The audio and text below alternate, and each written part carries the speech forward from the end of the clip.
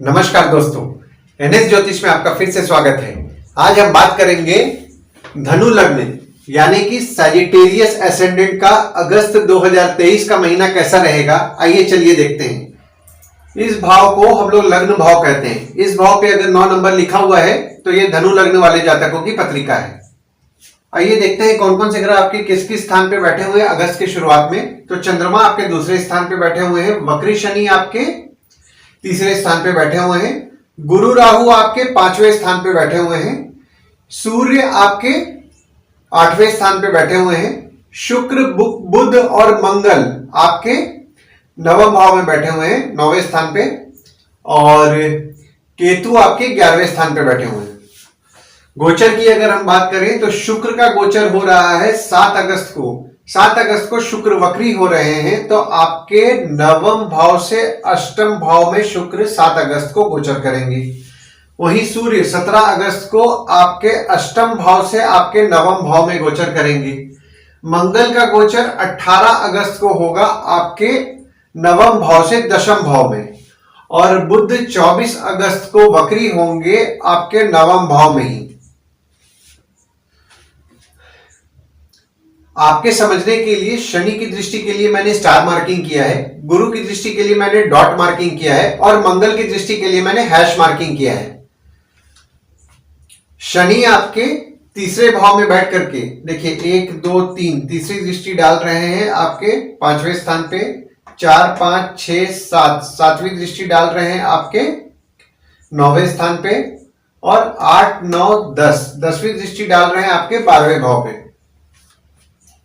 यही गुरु आपके 5वें स्थान पे बैठ के 1 2 3 4 5 5वीं दृष्टि डाल रहे हैं आपके 9वें भाव में, 6 7 7वीं दृष्टि डाल रहे हैं आपके 11वें भाव पे, और 8 9 9वीं दृष्टि डाल रहे हैं आपके लग्न पे। मंगल आपके 9वें भाव में बैठ करके 1 2 3 4 चौथी दृष्टि डाल रहे हैं आपके 12वें भाव पे, 5 6 7 सातवीं दृष्टि डाल रहे हैं आपके तीसरे भाव पे, और 8वीं दृष्टि डाल रहे हैं आपके चौथे भाव पे। वहीं जब मंगल का गोचर आपके 10वें भाव में हो जाएगा तो आपके लग्न पे आ जाएगा चौथी दृष्टि, तो देखिए एक एक घर बढ़ जाता है, तो आपके 7वीं दृष्टि आपके चतुर्थ भाव पे जाएगा, और 8वीं दृष्टि जाएगी आपके 5वें भाव पे। देखिए आपके लग्न भाव पे कोई ग्रह नहीं है, पर गुरु के घर में ही गुरु की दृष्टि पड़ रही है, और 18 अगस्त से आपके लग्न पर मंगल की दृष्टि भी पड़ेगी। हालांकि चंद्रमा आपके लग्न पर 26 और 27 तारीख को विराजमान रहेंगे।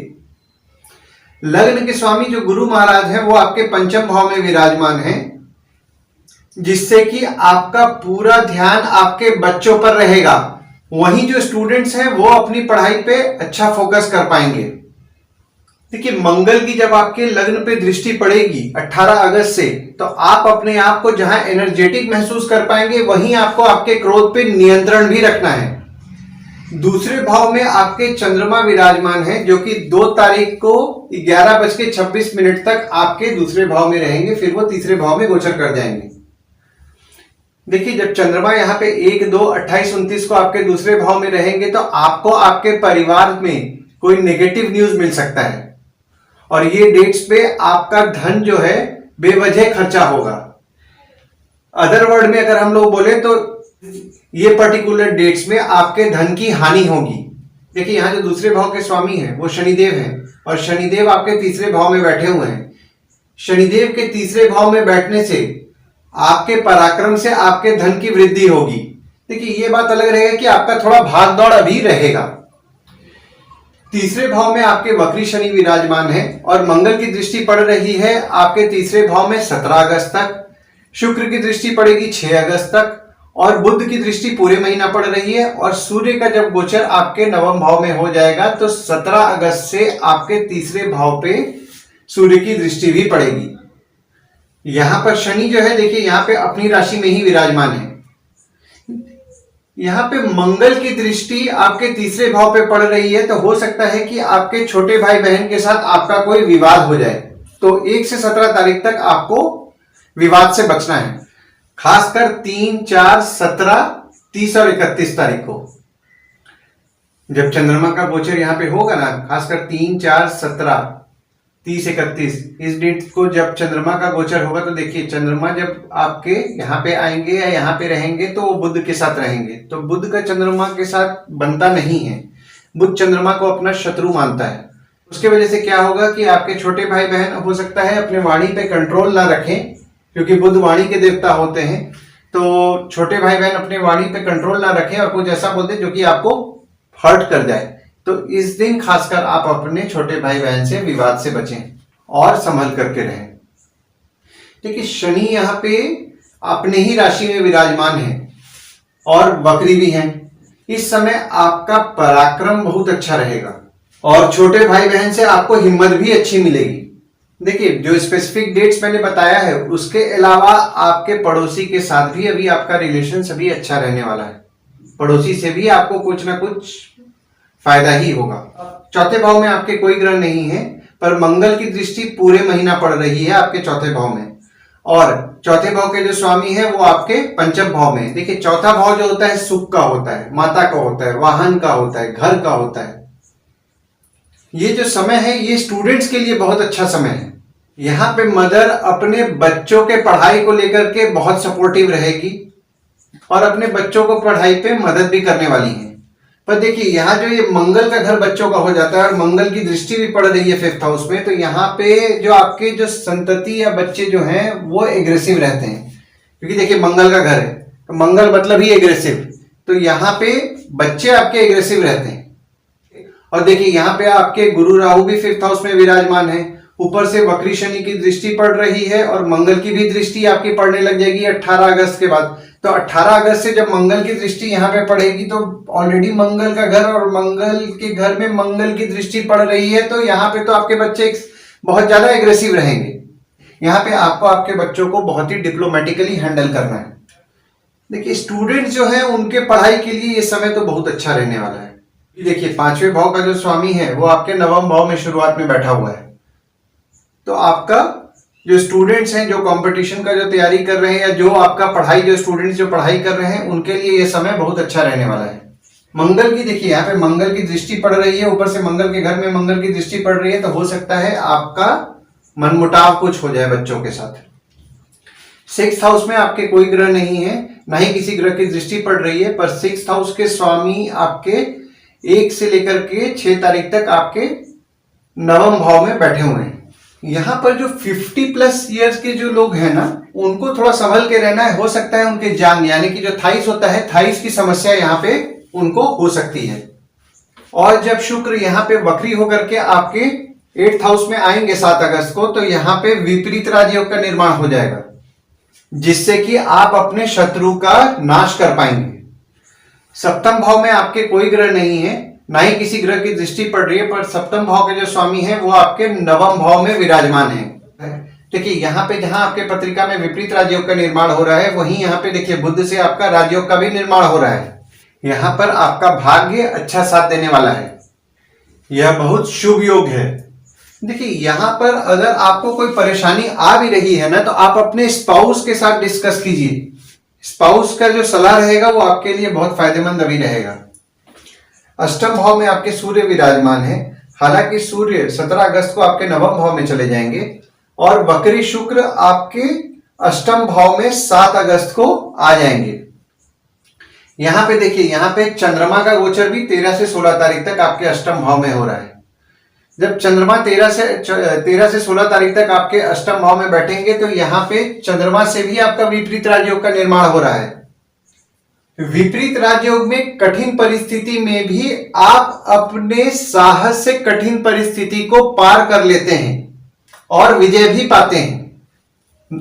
9वें भाव में जब सूर्य का गोचर 17 अगस्त को आपके होगा, तो यहाँ पे सूर्य बुध की युति होगी, जिससे कि आपके बुध आदित्य योग का आपके पत्रिका में निर्माण हो रहा है।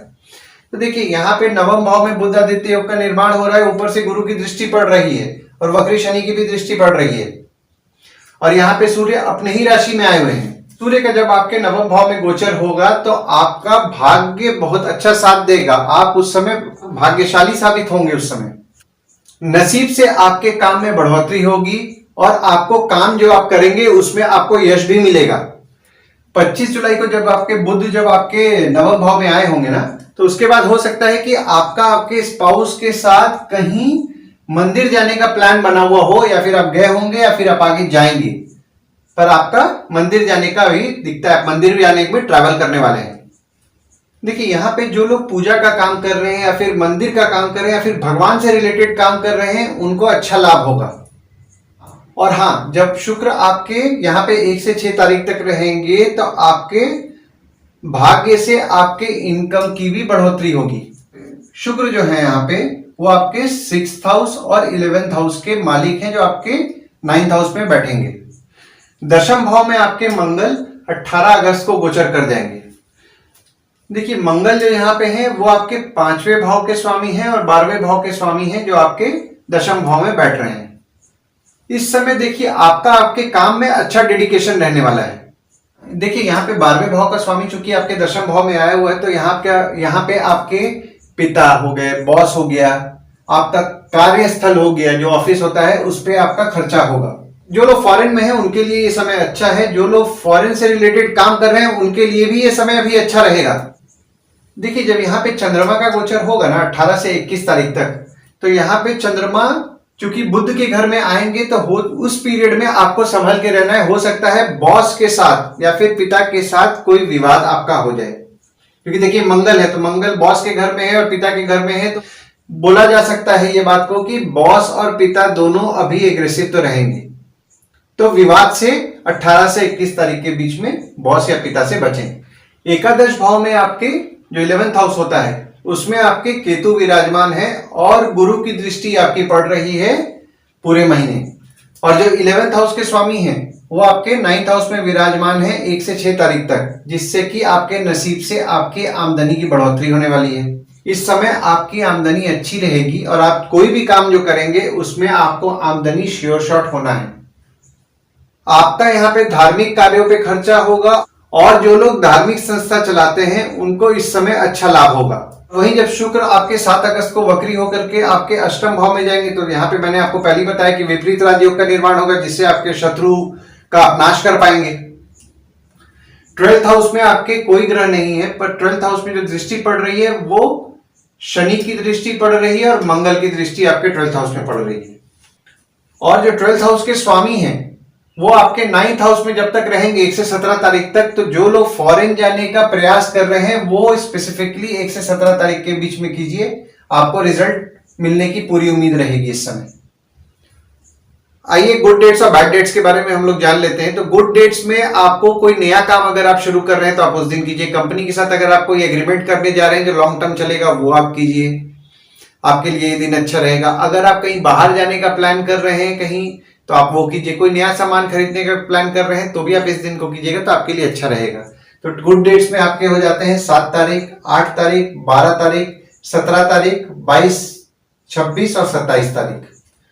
वहीं बैड डेट्स में आपको कोई नया कंपनी के साथ अगर आप एग्रीमेंट कर रहे हैं तो नहीं कीजिए, कोई नया काम शुरू कर रहे हैं तो नहीं कीजिए। अगर वो डेट को आपका कहीं ऑफिस में ज्वाइनिंग है तो उस डेट को स्पेसिफिकली अवॉइड कीजिए। तो वो डेट्स हो जाते हैं 1 तारीख, 2 तारीख, 9 से 11 तारीख, 23 से 25 तारीख, 28 तारीख और 29 तारीख।